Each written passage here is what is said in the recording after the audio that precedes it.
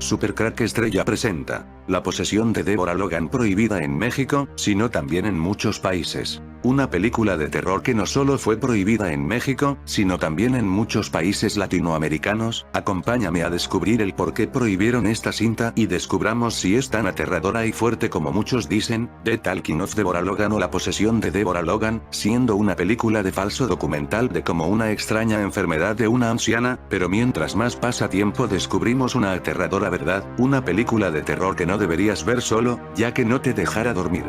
Contiene spoilers de toda la película. Son muchas las razones por las que esta película fue prohibida. Para empezar, tratar la enfermedad del Alzheimer como una especie de posesión ya es por sí muy delicado, pero además hay una escena final donde la anciana con Alzheimer se traga un niño, como escuchaste, al más puro estilo Saturno devorando a su hijo, en ese famoso cuadro. Por supuesto, estas escenas no las he puesto en este video. Una vez más tenemos una película donde la élite satánica pone a una anciana como si fuera Satanás.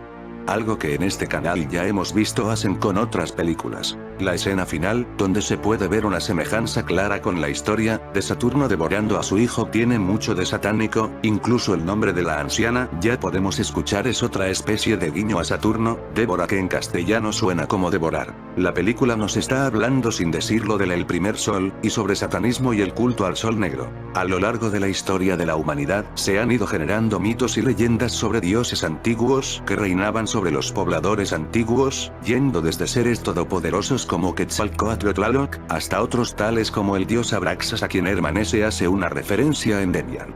Son muchas las historias que rondan a las primeras deidades que adoró el hombre, así como lo son muchas aquellas que han sido forzadas a desaparecer en el colectivo humano. En este video de Super Crack Estrella hablaremos sobre una de las adoraciones más antiguas de la historia, y la que según diversas conjeturas, podríamos asimilar como la más vieja de todas y que, de manera inconsciente, el ser humano ha seguido adorando de distintas formas y nombres en la historia. El culto al sol negro. Saturno. El primer sol. Cuenta una antigua leyenda que mucho tiempo atrás, justo cuando el hombre comenzó a dar sus primeros pasos como un ser consciente de su existencia y civilizado, aún no existía el día ni la noche, únicamente se observaba en un cielo pintado de color púrpura un solo círculo pálido flotando en lo que ahora se conocería como norte. Aquel ente era denominado como el Sol Superior, el cual era una estrella enana marrón que se estaba apagando. Las estrellas no eran visibles y el sol que se conoce hoy en día era opacado debido a la lejanía de su órbita con la antigua Tierra y por el resplandor púrpura que reinaba en los cielos.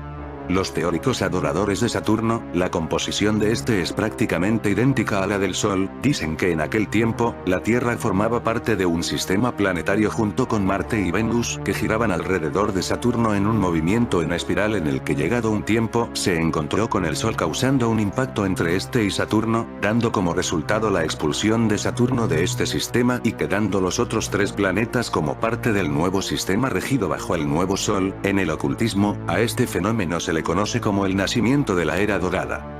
Con el paso del tiempo y con el nacimiento de nuevos gobernantes sobre las civilizaciones, y el poco entender de la recién creada escritura y los distintos linajes, se fue olvidando poco a poco cómo fue que Saturno alguna vez gobernó los cielos de la Tierra, aunque conforme se fueron creando nuevas religiones, nunca se le dejó de representar verdaderamente al primer sol, teniendo a lo largo de la historia distintos nombres y formas que llevaron a crear el mito del satanismo detrás de la adoración a Saturno.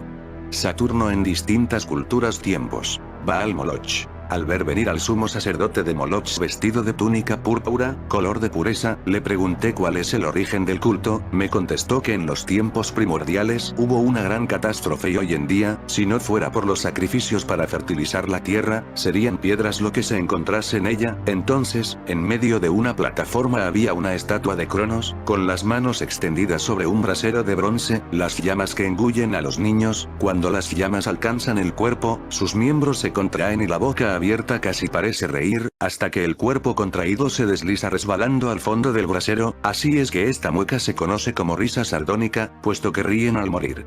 Generalmente, Moloch es representado como una figura humana con cabeza de carnero o becerro, sentado en un trono y con una corona u otro distintivo de realeza, como un báculo.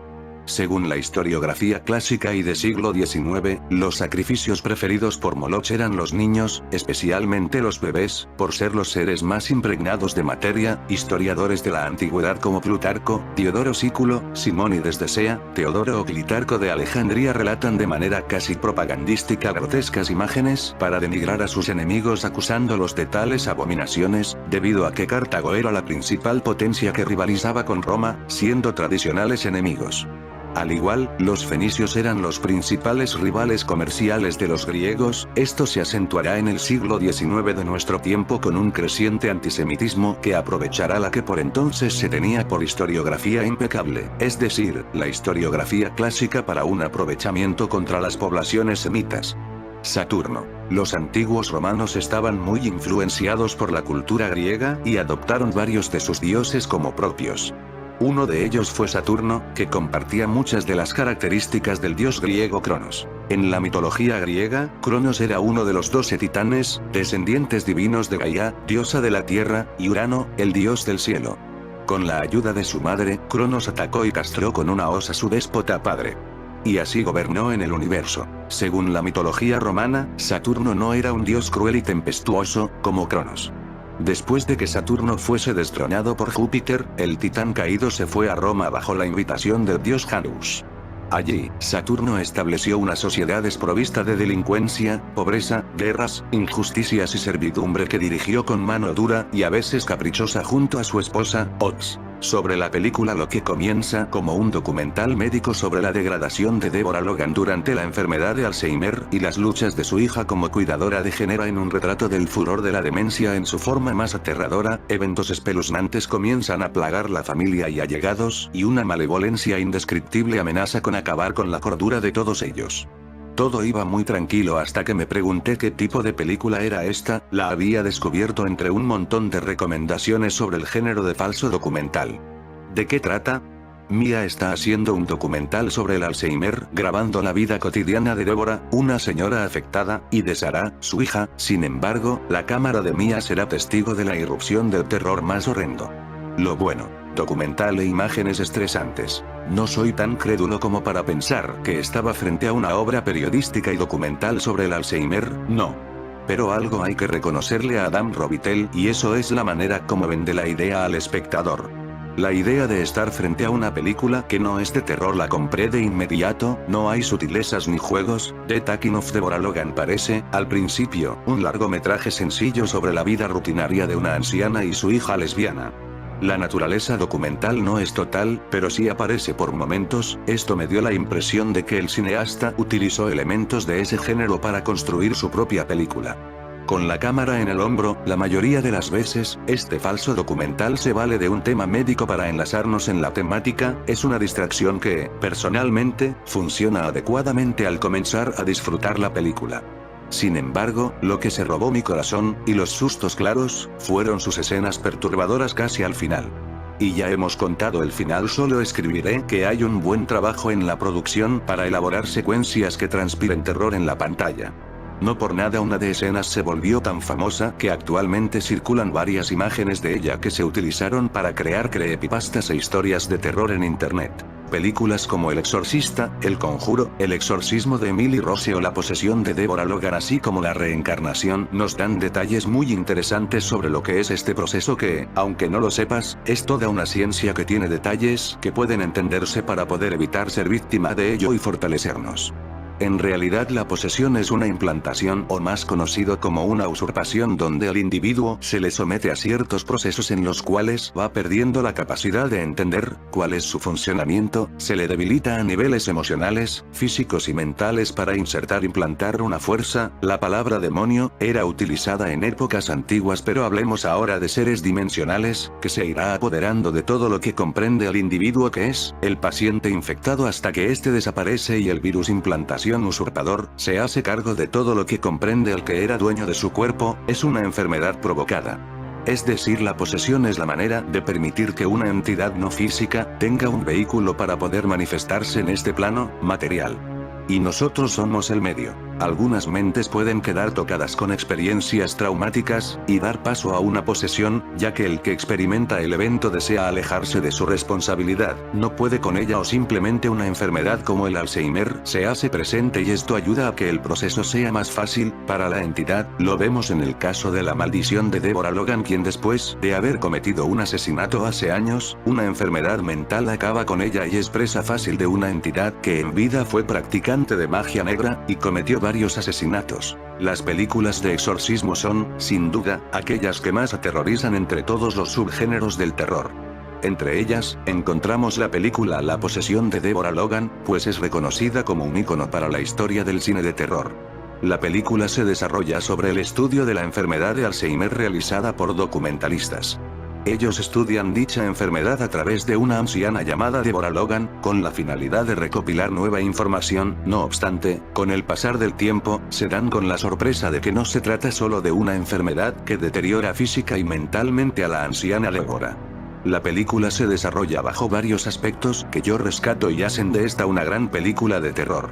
En primer lugar, los buenos recursos que se emplean para el desarrollo de la historia se dan bajo una temática psicológica, innova la representación de la historia por medio de escenas que te llevarán al análisis para entender la trama. Así la temática se centra en tratar de descubrir el misterio o seguir una investigación que sucede con la anciana. De esa forma, no cae en lo clásico de las películas de exorcismo donde solo se preocupan más en los scream. Todos estos aspectos como innovación en representación, temática psicológica y el romper con lo clásico hacen poco común a esta película y logran crear cierto misterio en la historia. Asimismo, el recurrir a escenas sangrientas, violentas o donde aparezcan monstruos no son necesarias para que este tipo de películas causen terror.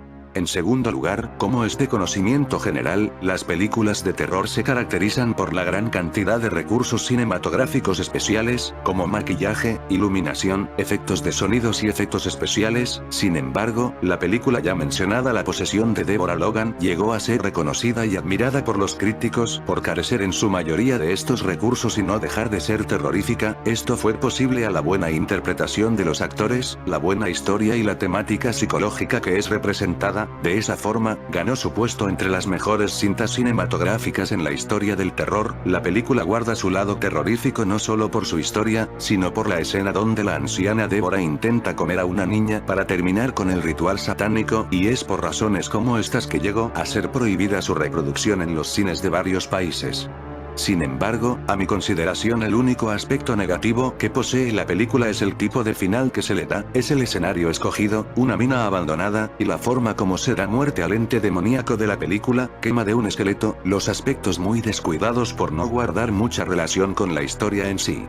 Para concluir, el cine del terror siempre nos sorprende con películas de esta naturaleza, ya que a simple vista muestra ser sencilla, pero terminan siendo escalofriantemente terroríficas. De esa forma, nos invita indirectamente a disfrutar de las nuevas metodologías y temáticas que nos brinda este género cinematográfico. Con todo lo mencionado, ¿crees que esta película se merece tales reconocimientos? Y si aún tienes duda, ¿crees que al verla satisfará tus expectativas?